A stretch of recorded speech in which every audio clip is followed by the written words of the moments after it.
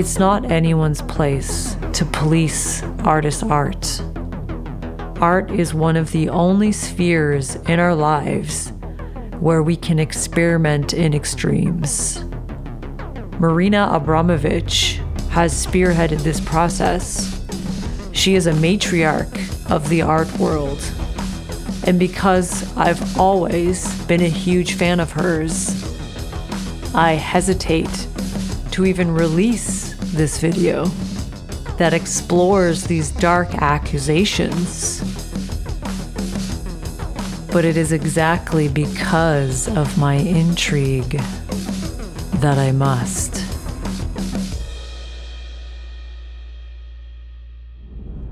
In 2016, a cluster of leaked emails quietly surfaced online.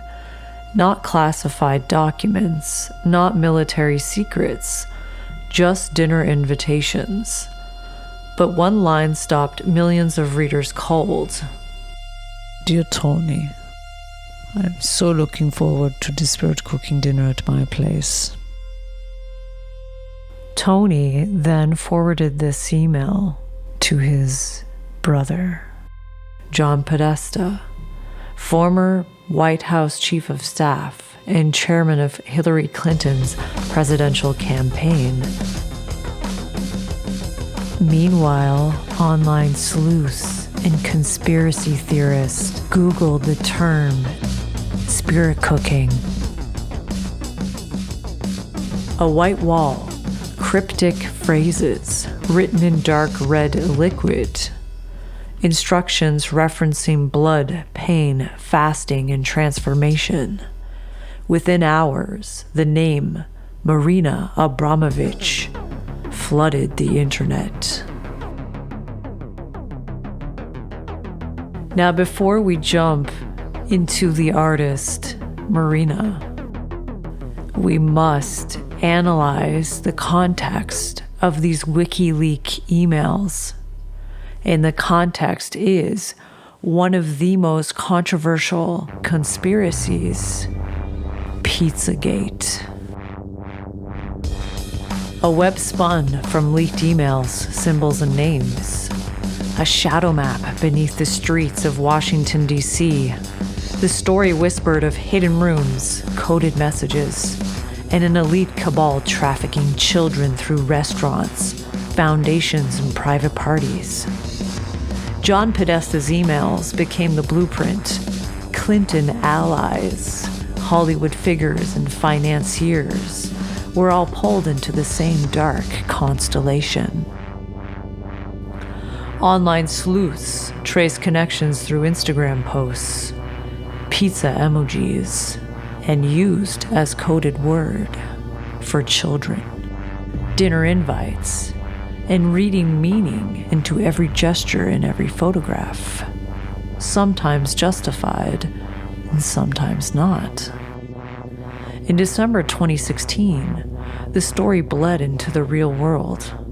A man drove to Comet Ping Pong, armed, convinced he would liberate children from a hidden dungeon. But, according to mainstream news sources, no such dungeon ever existed. Yet the fear and obsession had taken form. The virtual whispers had crossed into daylight. Marina Abramović entered at the edges of this mythos. Her name circulated alongside Podesta and other elites. Her performances of ritual endurance and spectacle cast in the imaginations of conspiracists as evidence of deeper hidden rites. The internet painted her as a high priestess of the abstract.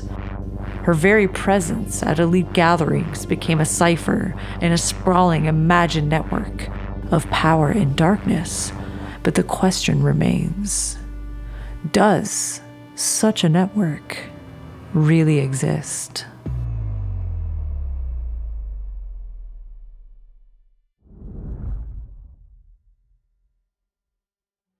Well, Pizzagate, it became a major story weeks ago when an armed man decided to investigate a D.C. area pizza place for himself. This man right here, he carried a rifle into a pizza parlor and then fired it at the floor. Media is telling you the entire story is a hoax or fake news. But what does that even mean? I spent the last month investigating. So what exactly is Pizzagate? And are there any actual facts to support the story? I've got to warn you, what we're going to talk about tonight will be disturbing to some people. But this is a reality check you won't see anywhere else. Pizzagate actually comes from the WikiLeaks release of hacked emails from Clinton campaign chairman John Podesta. In all, WikiLeaks dumped around 50,000 email messages, and it was from those emails that the claims that John Podesta may be part of a child trafficking ring come from. Now, to be clear, not one single email in the Podesta emails discusses child trafficking or pedophilia. That is a fact. But there are dozens of what seem to be strangely worded emails dealing with pizza and handkerchiefs. Self-described online investigators say that those words in the emails about pizza and the talk of handkerchiefs is code language used by pedophiles. So how did a DC pizza parlor get pulled into the story? Well, again, read any mainstream report and they indicate that Comet Ping Pong Pizza was somehow linked to this fake story and has no relation to anyone involved. But the truth is that's not true either. What media is ignoring is that the Comet Ping Pong Pizza place is actually referenced in the Podesta emails at least a dozen or so times, and that the owner of that place, James Alfantis, is a friend of John Podesta.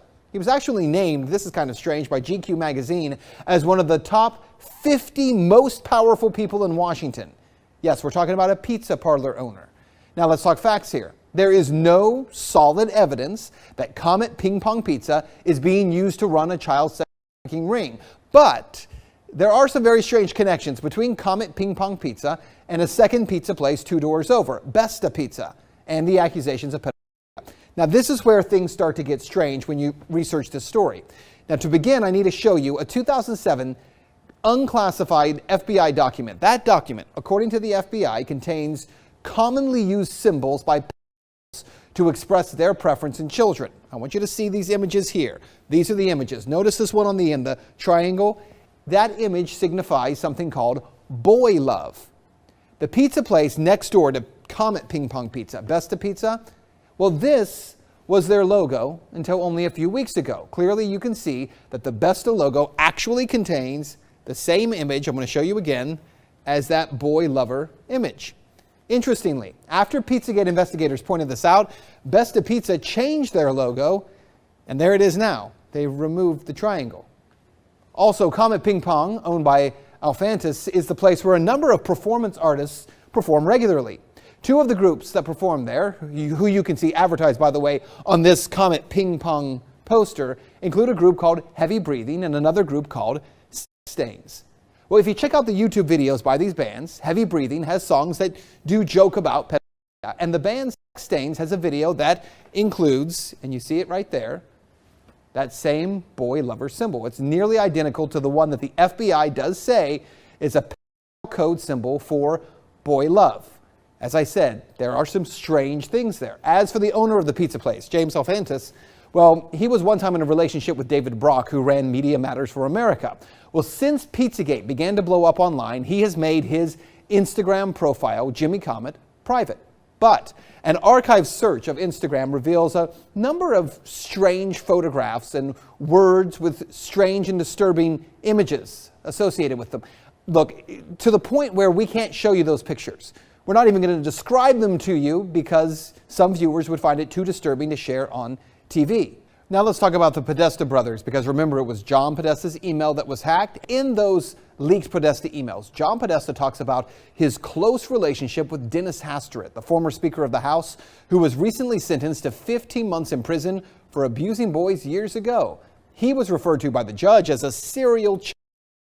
According to the Washington Post, visitors to Tony Podesta's home in Falls Church got an eyeful when they walked into a bedroom at the Podesta residence hung with multiple color pictures by Katie Grannon, a photographer known for documentary-style pictures of naked their parents' suburban homes.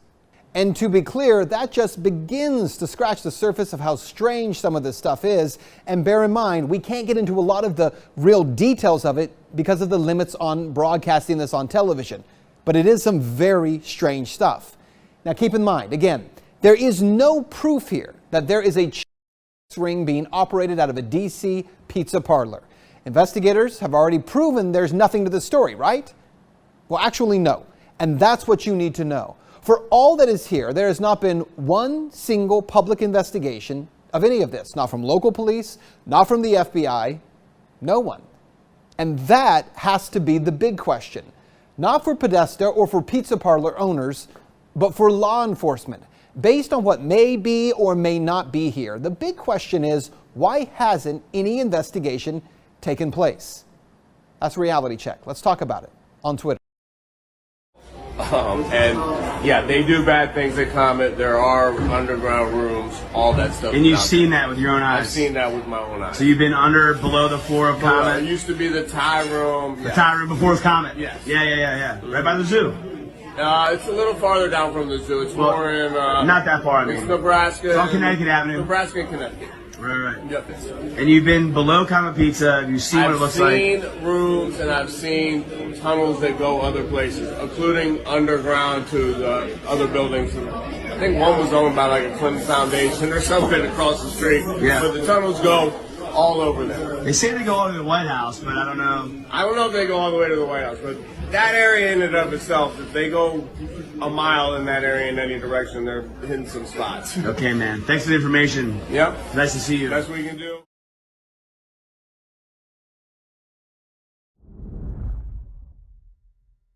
My name is Marina Abramović, and I've been asked how to describe myself if you, as the audience, don't know anything about me. It's kind of a tricky question, but I can describe myself as a very stubborn, somebody who is interested of going to the unknown territories, exploring new language of art, and taking risks. And if you say no to me, it's just the beginning.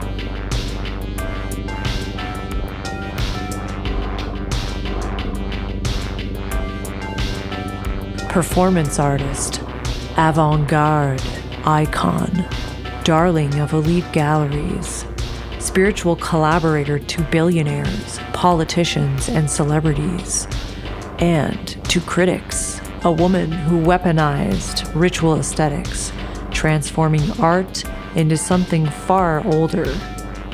But this story does not begin with leaked emails. It begins with discipline, with fear, with the slow education of pain.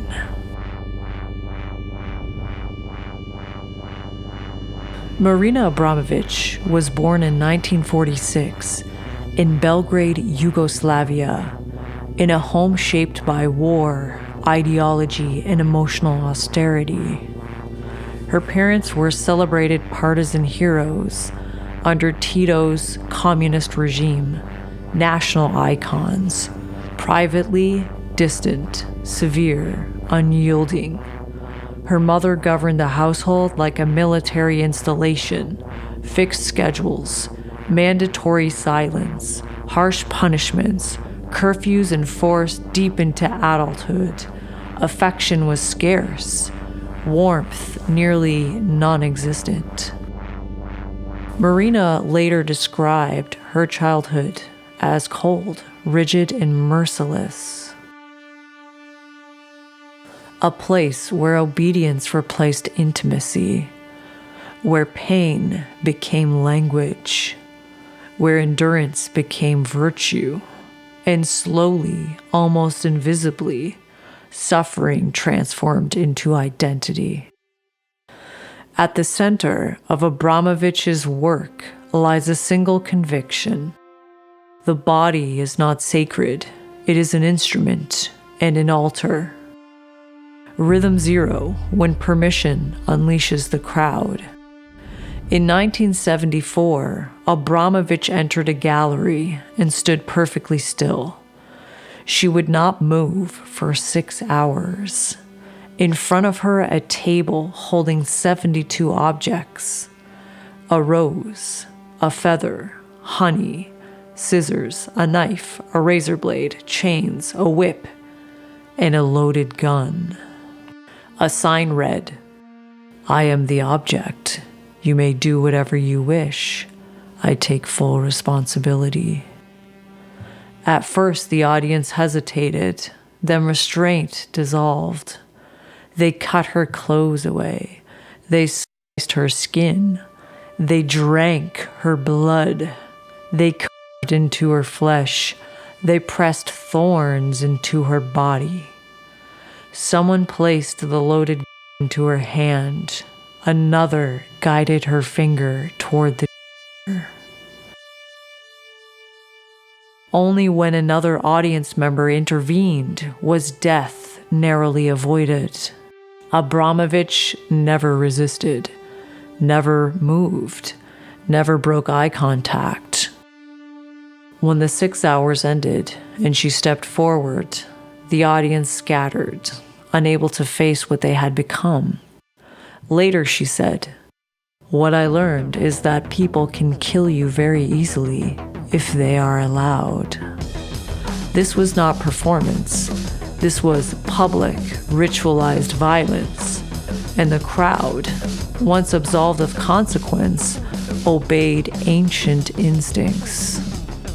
In 1997, Abramović sat for 6 consecutive days, scrubbing 1,500 blood-soaked cow bones. The stench of decay filled the gallery. Maggots crawled across the floor. Blood soaked her clothing. She sang Serbian folk songs while washing flesh from bone. She titled it Balkan Baroque, a meditation on war, ethnic cleansing, and inherited guilt.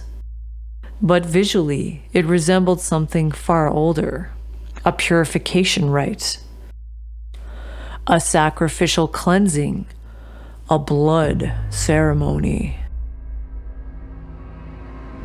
So I did my own numerological experiment on Balkan Baroque, and my findings are very interesting. So Balkan Baroque opened on June 15th, 1997. June is 6. 15 reduces to 6. 1997 reduces to 8. 8 is known as infinity in occultism. It's a number of infinity, and it's also associated with the magician. In totality, the date adds up to 11. 11 is the number of initiation. It's the master number in numerology. The ritual itself, or the performance, was performed for 6 hours per day for 4 days. 6 times 4 is 24, and 24 reduces to 6. So we already have a 666. The month, the day, and the total amount of ritual hours. Well, actually we have 4. And we have the hours per day that the ritual was performed is also 6. So in addition to this, we also have 1,500 cow bones, specifically 1,500. 1 plus 5 plus 0, 0 equals 6. So we currently have 5 6s. The month, the day, the amount of hours the ritual is performed per day, the total amount of hours that the ritual is performed throughout the runtime of the performance, which is 24, which reduces to 6. Also, the ritual objects reduced to 6. And 6 plus 5 equals 11, which is the master number in numerology and also associated with ritual initiation. And that is also what the date of the first opening performance adds up to. Now, in addition, I did, this part is more speculative. I also did Marina's birthday. Her birthday adds up to 7. So numerologically, she is a number 7, which in occultism, especially Freemasonry, is considered a sacred, perfect number. So that's interesting. And then I did the numerology of Balkan Baroque, the performance title. Balkan adds up to 5, Baroque adds up to 7. and that reduces to 3. So we have 7 plus 3 equals 10. Now when we take 10, when we take Marina times the performance title, and we times it by 11, which is the day on which the performance opened, and we times it by the hours of the ritual and their totality, and we add that to the ritual objects and what they reduce to. So 10 times 11 times 6 plus 6 equals 1,320, which reduces to 6. So currently, we have 6 sixes. In my view, this isn't coincidental. I think this was a ritual. In another performance, Abramović carved a 5-pointed star into her abdomen, allowing blood to pool and drip. She claimed it symbolized communist oppression. But the pentagram is among humanity's oldest ritual symbols, tied to ceremonial magic, protection, and cosmic order. Once again, meaning fractured, political explanation collided with ancient symbolism, and ambiguity reigned. She lay naked on blocks of ice, starved herself for weeks, stood immobile for days, lived silently inside galleries for months. The body was pushed beyond comfort, beyond dignity, toward collapse. These acts echo ancient ascetic rites, where suffering becomes purification, pain becomes transcendence, exhaustion becomes spiritual thresholds. The horror is not what she endured. The horror is what others were willing to do. Given permission, cruelty returns, not as chaos, but as ceremony. This performance by Marina really reminds me of Nathan Reynolds, who is a former Illuminati member who has since escaped. He was a child brought up within one of the families, and in his autobiography, he describes a ritual called an Apollo trial that he went through as a child. And what happened was he was laid on top of an ice block until his heart stopped. And then when his spirit started to come out of his body, one of the priests cast his soul down to the lower realms, where he communicated with serpentine spirits.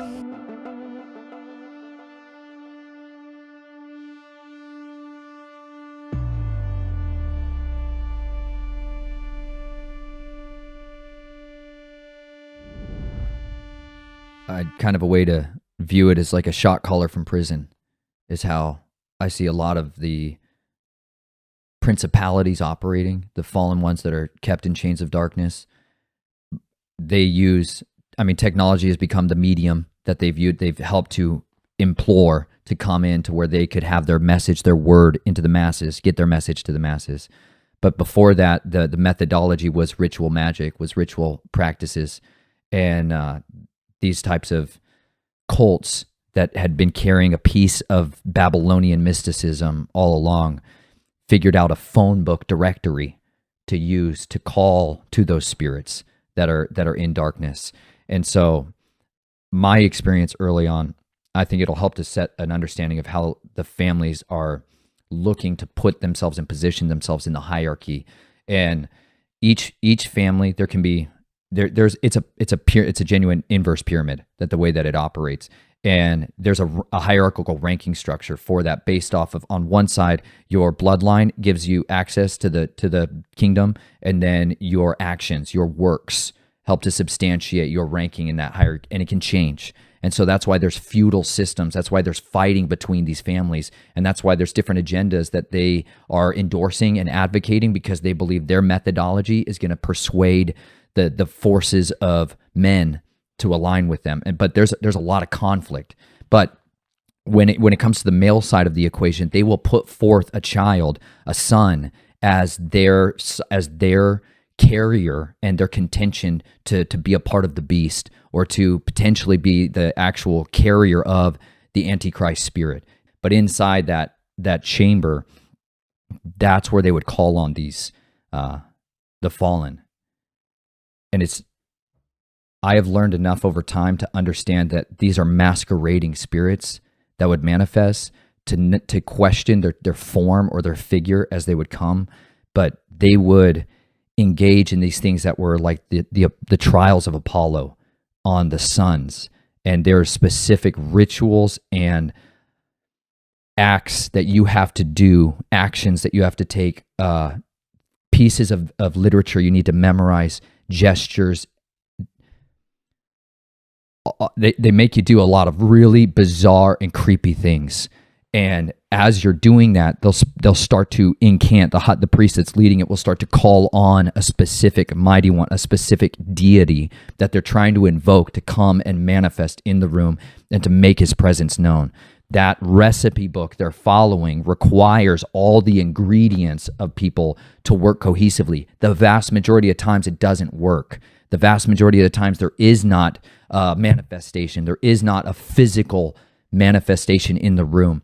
Or there can be a possession over here where someone is speaking and mimetically dictating they're talking in twilight languages, and then they have an interpreter. I mean, it's a full counterfeit for what you would see in the body. There's literally interpreters. There's literally people that are then writing it down and now writing the books. This is their book of Lamb that they want to dictate out for people that were in the Crowleyan cult. But that trial on one of those Apollo trials that you went through was literally to stop your heartbeat.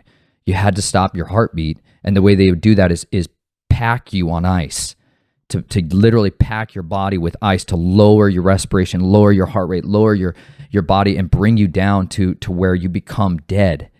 And when that happens, you have a priest who's casting your spirit, casting your soul into Sheol, and he's trying to make you go down and commune with these serpents that are held in prison. And that it's physically an experience I went through, seeing this lake of chaos and the dragons of confusion. There's all this stuff that's happening that's real inside the earth. And you're sent down there to relay a message and come back as an ambassador who's been born again, raised from the dead, and has the divine right to carry the seed of the serpent, the words, the breath of that deity on the earth, and dictate his law. That I physically went through, and my spirit went through, and soul went through. That's playing out constantly now as people are beginning to dabble in the occult and being initiated into these dark forces. They're trying to participate with these spirits, but they physically will come into the room. You will not just a felt presence, physically manifest in the room, and they will look like a man. They will look like a monster. They will look like an animal. They can look like all kinds of things because they're metaskizmazotoi. That's the word in Greek when he says, marvel not that Satan transforms himself as an angel of light. That's metaskizmazotoi. They're shapeshifters. They shapeshift into all kinds of different figures, but they will come forth and physically embody people. And then there's times when they will be separated from that in their form because they have no body, but they can manifest a shapeliness to them.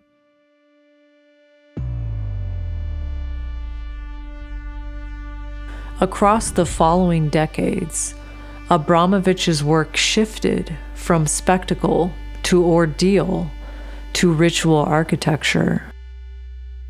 Her performances began to mirror Balkan folk magic, shamanic initiation, Eastern ascetic practice, monastic endurance rites. Space itself became ceremonial, time became threshold, the audience became participant, and art became a gateway. This evolution would culminate in her most infamous work, spirit cooking. Spirit cooking first appeared in the mid-1990s. Handwritten instructions, painted in pig blood, on gallery walls. They read less like recipes and more like ritual incantations. Mix fresh milk with fresh milk, drink pain, with a sharp knife, deeply into the middle finger of the left hand, eat the pain. Abramović insists these are poetic metaphors, fragments of Balkan mysticism meant to awaken spiritual consciousness. Critics argue the language mirrors ceremonial magic formulae. Blood writing, command structure, sacramental imagery. Even stripped of belief, the ritual framing remains undeniable. Now, Marina's spirit cooking is not a wholly original idea. There are already rituals that involve ingesting bodily fluids, and I'm going to tell you about them. So one of them is by Aleister Crowley, of course, and it is called the Cake of Light, which is a Eucharistic sacrament central to his Thelema religion. The religious and philosophical system founded by Aleister Crowley in 1904 after his claimed reception of the Book of the Law, which was channeled by one of his ex-wives, I believe. It symbolizes the union between the individual microcosm and the divine macrocosm, serving as a spiritual sustenance for magicians. The Cake of Light is traditionally made from flour, honey, olive oil, oil of a bromelain, and fresh blood or bodily fluids. According to Crowley's instructions in the Book of the Law, the most sacred blood sources are blood from others, of enemies or of the priest or worshippers, and animal blood. The cake is usually baked into a small flat wafer and used in two primary rituals. The Gnostic Mass, a communal rite where the priestess presents the cake of light. The priest consecrates it as the body of God, and it is consumed by participants alongside wine. The Mass of the Phoenix, a solitary daily ritual where one cake is burned as incense and the other is soaked in the practitioner's own blood before being eaten, symbolizing self-sacrifice and spiritual rebirth. Crowley emphasized that a Eucharistic ritual of some kind should be performed daily by every magician, calling it the main sustenance of his magical life. He believed consuming the cake of light allowed the magician to become filled with God, fed upon God, intoxicated with God, leading to the purification of the body and the manifestation of the divine within. So, the next example within the sphere of occultism is the consumption of what is called starfire. So starfire is a term used in esoteric and alternative historical theories to describe a mythical life-giving substance believed to be derived from the blood of divine or priestess women, particularly associated with ancient Sumerian, Egyptian, and other prehistoric civilizations. According to these interpretations, starfire was considered the lunar essence of the goddess, rich in endocrinal secretions from the pineal and pituitary glands, and was believed to grant longevity, heightened consciousness, and spiritual insight.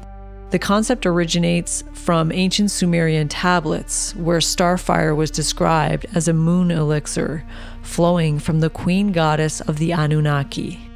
It says it's an extraterrestrial race here, but that is up for debate. It was said to be consumed by male rulers, priests, and kings to maintain power and extend lifespans. Priestesses, known as scarlet women or virgin priestesses, were bred and maintained in sacred temples to produce this substance. Their blood was ritually collected and consumed in ceremonies called starfire ceremonies. The chalice in Christian tradition is interpreted by some as a symbolic representation of the womb, possibly alluding to the ingestion of milk. The Holy Grail is sometimes linked to this concept, with the wine symbolizing the sacred fluid. After the supposed disappearance of the Anunnaki and the prohibition of blood consumption, the practice evolved. Some claim the starfire was replaced by substances like ormus, white powder gold, manna, a spiritual alchemical substance believed to carry similar properties. Modern advocates such as Anaya Sophia warn against women ingesting their own method, emphasizing that the true power lies in the genetic lineage and spiritual essence, not the physical act of consumption. They stress the importance of protecting the purity of this bloodline from exploitation. So I found this in a book on Icelandic magic, actually. So we have a medieval, possibly more ancient, example of the use of bodily fluids and excretions in occult practices. The use of body fluids, such as blood, saliva, or is a powerful element in many magical traditions. They can be used as a medium by which to send the magical intention, or to propagate gods or other whites. Whites, I believe, are... I forget. I'm gonna have to come back to that.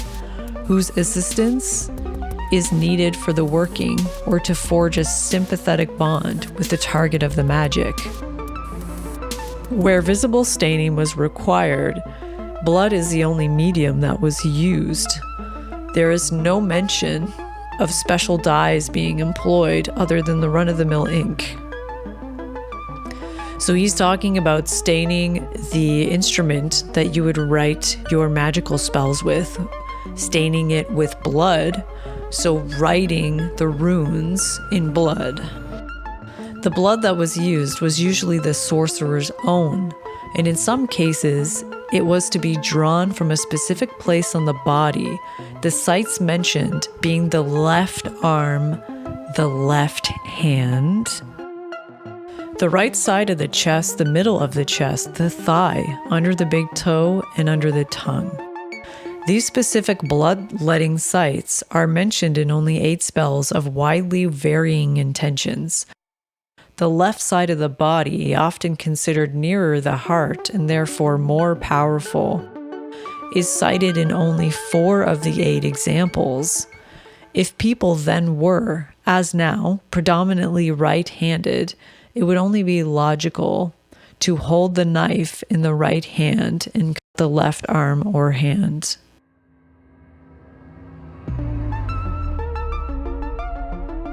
So I wasn't expecting this rabbit hole to go even deeper.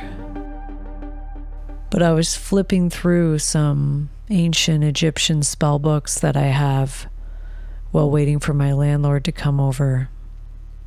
And what I noticed is that there are quite a few spells that involve spirit cooking, the consumption of human bodily fluids and animal ones too, to achieve the desired results. In 2024, a few days after the summer solstice took place over Stonehenge, Marina Abramović appeared on stage at Glastonbury, the music festival, for 7 minutes of silence. Glastonbury faces the same direction as Stonehenge. It's on the same path, the same energy current. And she was wearing a peace sign. And a peace sign has very interesting origins. And its use throughout history has been, shall we say, satanic? Some say it's the sign of the Antichrist. Some say it's just an inverted rune. I think this silent, this intimate, interactive performance with thousands of other people during a sacred, ancient time in occultism is highly significant, especially when wearing a loaded sign, like the so-called peace sign. Now, the peace sign, it could just be innocent, but also why 7 minutes? You know, in these Egyptian spell books, in almost every single spell, it's required to chant the incantation or the name of the god you're calling upon, or the demon, or the name of the person you're trying to affect. They all must be said 7 times. And Beyonce, interestingly, did the same thing. Except she was doing hers for 7 seconds of silence. So what is this harnessing of the masses' energy during sacred times of occult ritual? There's too many coincidences here to rule this out as just a moment of coming together in our screwed up world of war and violence, so we can all just share a moment of silence in the present together. I think it was way more than that. Way more than that.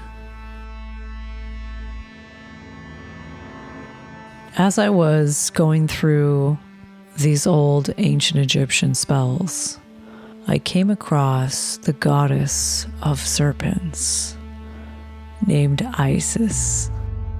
And Isis is also known as the Great Mother, and she is also linked to scorpions and cows.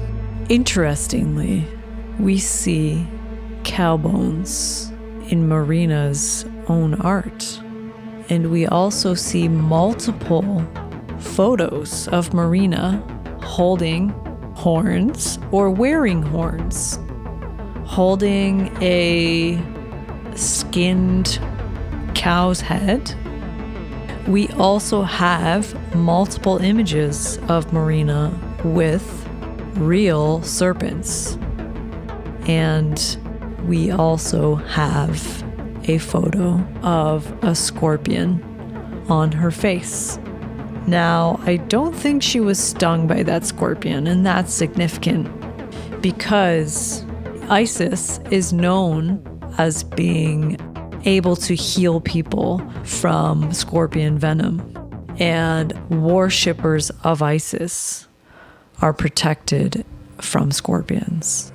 So, beyond these animal associations with Isis and Marina representing herself publicly with these specific animals and incorporating cow bones in one of her works, we often see Marina wearing the color red, and the color red is also associated with Isis.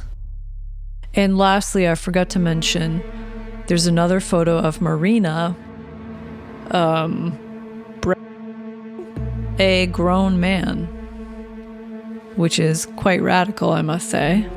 A bit too radical for the sake of being radical. But it is actually, in my view, it is a representation of Isis, Horus on a throne. It's a well-known image of Isis. So subliminally, Marina is sending a message. I am Isis.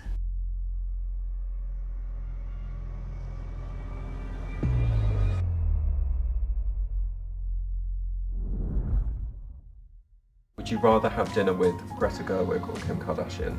Neither. I don't feel like having dinners with most of them.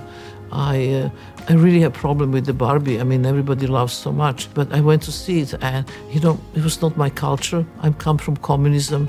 I never liked dolls to play with. When I was young, I was playing with the invisible beings or shadows.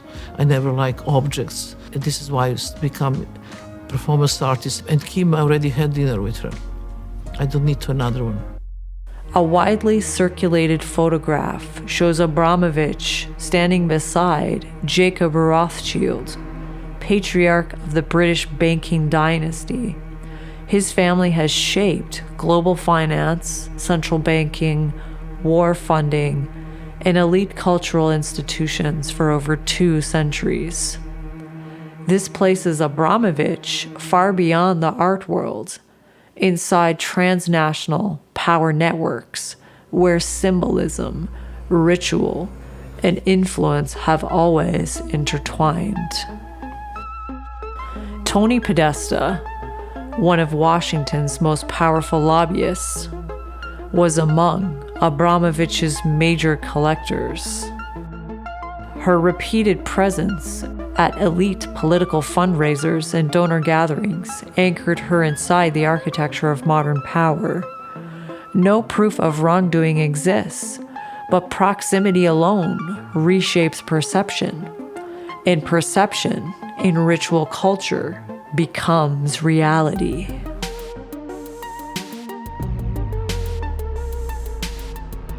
So I just came across this article on Marina being a Satanist.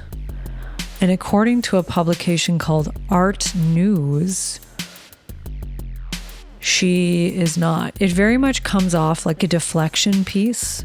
And it's always, I'm noticing a thread, a consistent thread. Whenever this is mentioned, Marina deflects by saying, oh, are you crazy? Basically, my work is really more about spirituality. Okay, well, Satanism is a part of spirituality. It's a kind of spirituality. And it's about exploring the unknown. Well, the occult means what is hidden. If you're interested in the unknown, then you're interested in the occult. And I'm not convinced. I'm really not convinced. But why do a whole deflection, why do multiple deflection pieces on not being a Satanist and bringing up Alex Jones as a way to discredit quote unquote right-wing conspiracy theorists? Where do the Satanism claims come from then? It just seems so baseless. I mean, the woman has pentagrams on her stomach talking about spirit cooking recipes that resemble Aleister Crowley's Cake of Light from Thelema. And she's hanging out with the Rothschilds. Come on! Right-wing outlets have focused on a 1987 performance called Spirit Cooking, for which Abramović scrawled phrases using pig's blood. She also issued a recipe book that, as part of the process for making dishes, instructed readers to commit violent acts. James Westcott, Abramović's biographer, has previously stated that carrying out those acts would be a grave misunderstanding of the artist's intentions. Spirit Cooking is a relatively obscure work within Abramović's oeuvre. Okay, this answers nothing. This answers nothing. It's saying right-wing outlets. So obviously they're all Nazis, okay? They're crazy, uneducated, mostly white Nazis, okay? No, is almost zero education, not as smart as us. Very lowbrow people. But there's a clear connection between some of Abramović's pieces and what we know as occultism and what is known as colloquially as Satanism. Because Satanism is like the umbrella, which cult of Baal, Luciferianism, Freemasonry is all of these like subsects of paganism. People just are like, yeah, they're Satanist, and they don't really understand what these subsects mean. Why not just fucking come out and say it? Say, yeah, of course I'm a Satanist, man. Look at all my fucking artwork. I'm pentagrams on me. I'm writing things in blood. I'm drinking blood. You know, I'm just a simple Serbian expressing my specific folk culture, which is Eastern European, steeped in witchcraft and paganism. So she's not a Satanist. Perhaps Marina is pagan. So in a really technical way, she isn't lying. She's never come out and said, hey, I am Marina and I am a Christian. She never says that because that would be untrue. I personally think that Marina Abramović is a pagan.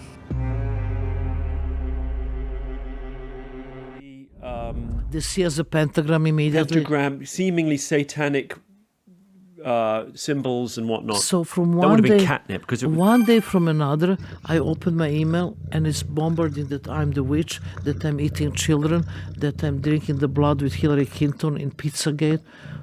I completely shocked. They put it together with the pre-existing narrative, which was based on a kind of bonkers conspiracy theory to do with trafficking of children and satanic ritual abuse. So there was this framework for it, and you slotted into it perfectly. Completely. And then came horrible, I had to change my emails, to change my credit cards, because they was attacking me. They were going to come and, they cut my throat, that they're going to take devils out of me. And Crazy then, QAnon type. Do you know about QAnon? Yes, the same guy who said 36 kids killed, in this horrible, the school that actually was actors. Oh, Alex Jones? Alex Jones. Was he a ringleader for the allegations against you?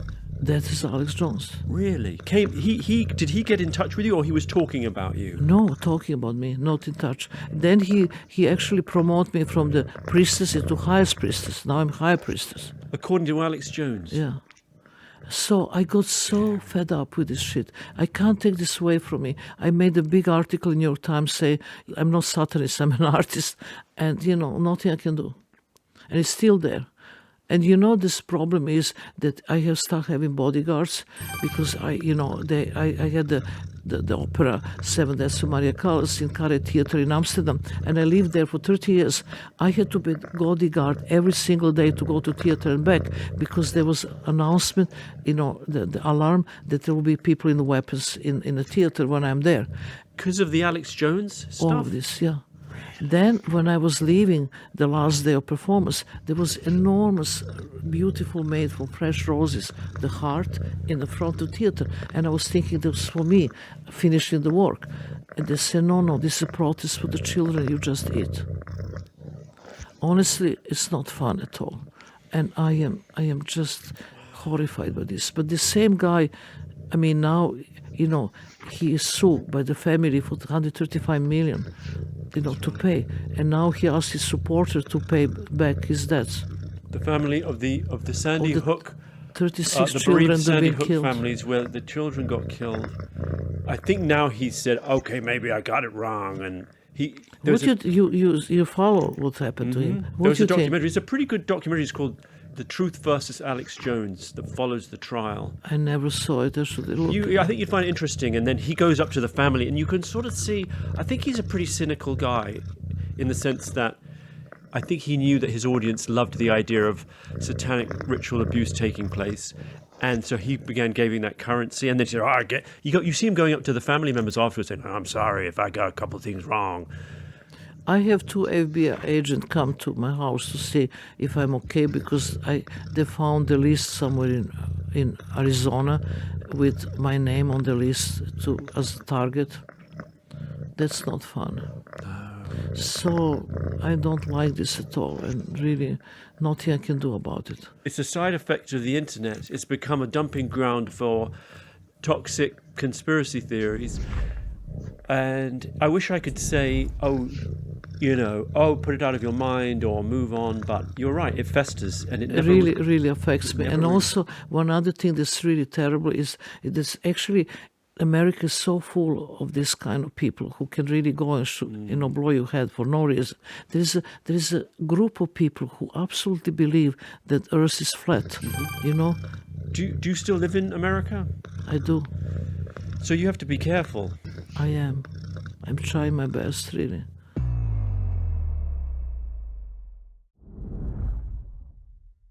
Angelina Jolie is packed up and excited to move to Europe because this is no longer the country that she recognizes.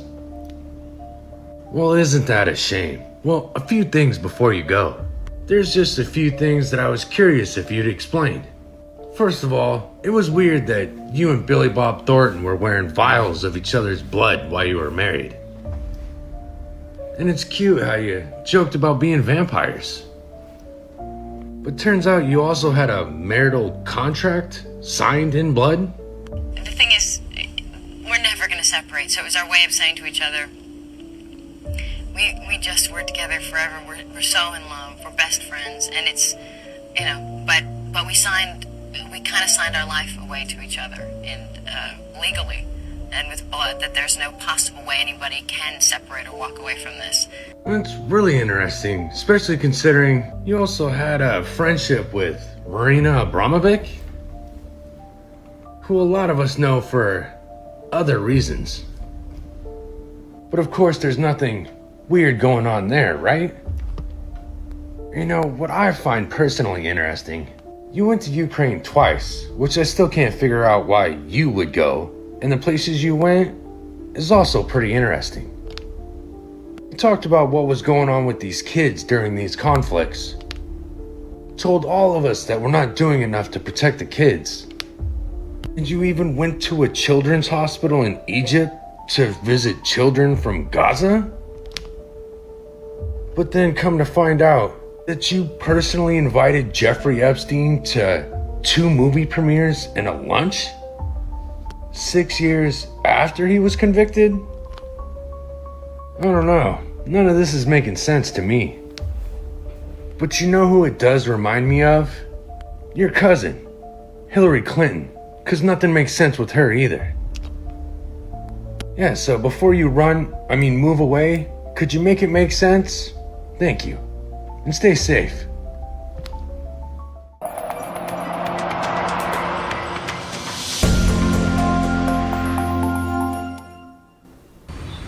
Go global. We are calling all the volunteers to come and teach the children of Ukraine English, French, German, and this will open the entire world to them. Please come.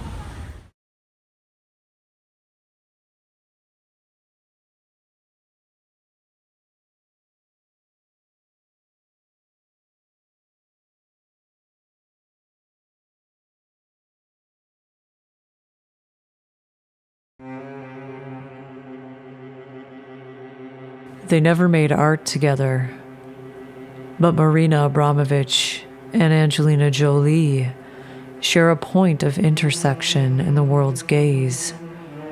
Both appear alive with intensity in Balkan Spirit, a film that drifts through the creative landscapes of the Balkans, gathering artists and thinkers and meditation on identity, history, and expression.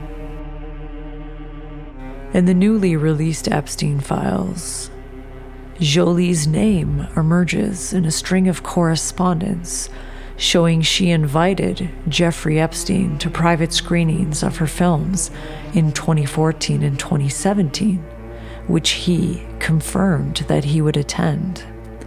An image of proximity that sparked its own quiet shock when the documents surfaced. Abramović's name also appears in Epstein's emails in connection with art world correspondence and exhibitions. Not in any criminal context, but enough to thrust her into the swirling online narratives about influence, power, and occult symbolism that have grown up around her work. In another preserved image from elite circles, Abramović stands with Lord Jacob Rothschild before a dramatic painting of a fallen angel. A moment that, when separated from context, became fodder for the imagination.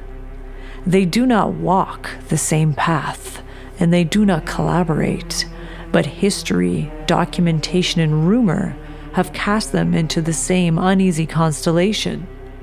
When Jolie was photographed having lunch with David Mayer de Rothschild, there was speculation about whether they were dating or a romantic couple, but that has never been confirmed because David is married.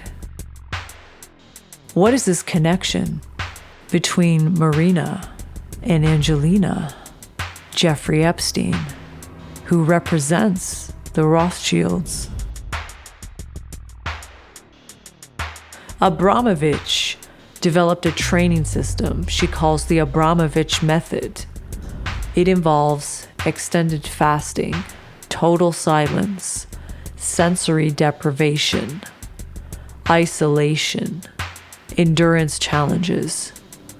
Participants report emotional breakdown, hallucinations, disassociation, psychological rebirth.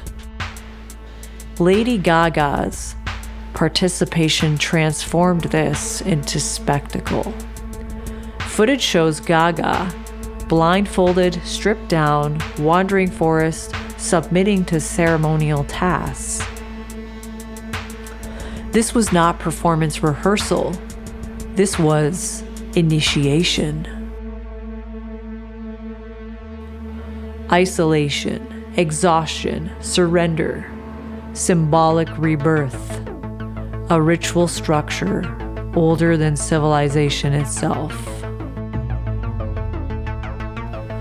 Across civilizations, power has always relied on ceremony, not for belief, for control. Ritual performs 4 psychological functions. Number 1, separation, marking elites as distinct. Number 2, dissolution, breaking down identity. Number 3, submission, eroding resistance. Number 4, bonding, forging absolute loyalty. This is why secret societies, military boot camps, royal coronations, cult initiations all rely on ordeal, symbolism, isolation, and endurance.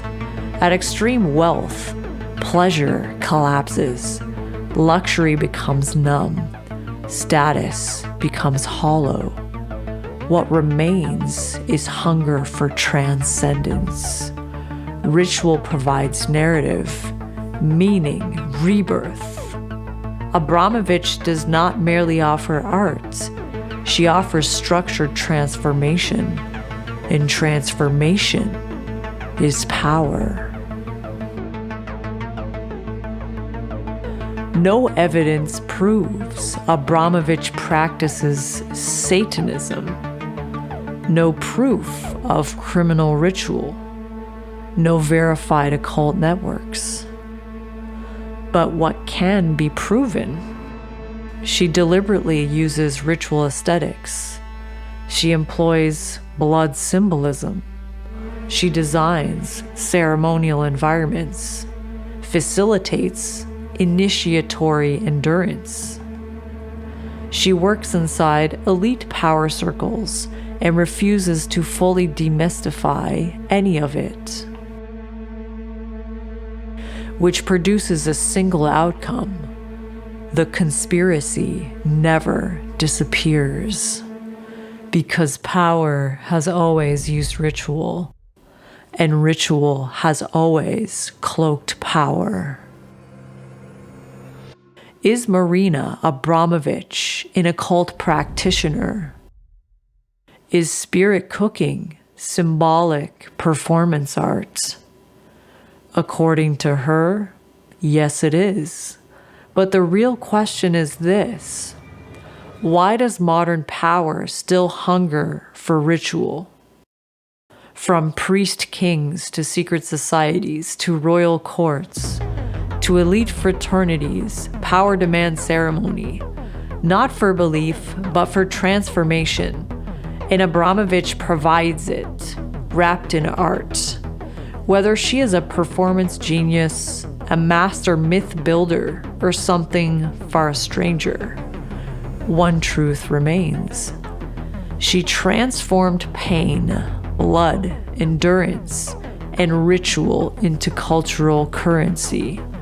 And once ritual enters the room, art no longer stays harmless. Marina Abramović didn't create spirit cooking to shock you. She created it to remind you that ritual never disappeared. It simply changed its name.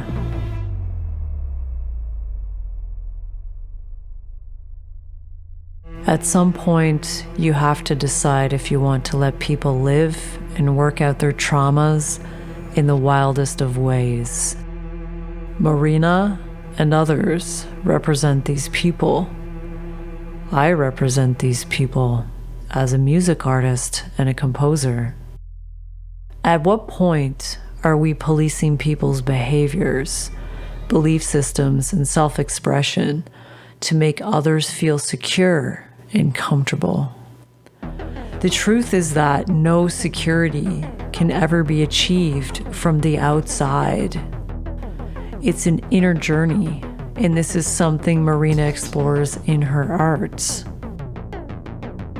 This will be a highly unpopular opinion in the conspiracy community, but there's no concrete evidence that Marina Abramović is a child eater, abuser, or killer.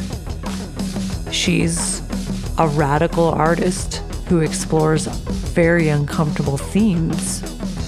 Her art isn't just shock value, it pushes the boundaries of social conventions and of human existence and behavior. And if she is found one day to be guilty of the alleged crimes she's been accused of online, I'll still like her art. And I'll still be a fan of Polanski films. At some point, we must decide to separate the art from the artist and let people express themselves, as ugly as it is. And we must acknowledge that some of the best artists are the most traumatized individuals.